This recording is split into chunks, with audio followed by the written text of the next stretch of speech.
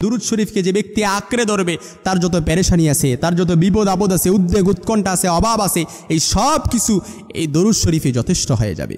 সবচাইতে ছোট্ট দুরূদ পারি না এরকম কেউ নাই সাল্লাল্লাহু আলাইহি ওয়াসাল্লাম। এই দুরূদটাও আমরা পারি, কিংবা নামাজের মধ্যে যেই দুরূদটা পড়ি আমরা ওই দুরূদটাও পড়তে পারি। দরুদে ইব্রাহিম, আল্লাহুম্মা সাল্লি আলা মুহাম্মদ ওয়া আলা আলি মুহাম্মদ কামা সাল্লাইতা আলা ইব্রাহিম ওয়া আলা আলি ইব্রাহিম ইন্নাকা হামিদুম মাজিদ। আল্লাহুম্মা বারিক আলা মুহাম্মদ ওয়া আলা আলি মুহাম্মদ কামা বারাকতা আলা ইব্রাহিম ওয়া আলা আলি ইব্রাহিম ইন্নাকা হামিদুম মাজিদ। বিশ্বনবী মুহাম্মদ সাল্লাল্লাহু আলাইহি ওয়াসাল্লাম বলেন, ইদান তুখফা হাম্মুক ওয়া তুগফার যামবুক, তোমার যত পেরেশানি আছে দূর করার জন্য এই দুরূদটাই যথেষ্ট হয়ে যাবে। শুধু দায় নয়, এবং গুনাহ মাফের জন্য ওই দুরূদটাই যথেষ্ট হয়ে যাবে। আপনি ছোট্ট দুরূদ সাল্লাল্লাহু আলাইহি ওয়াসাল্লাম পড়েন।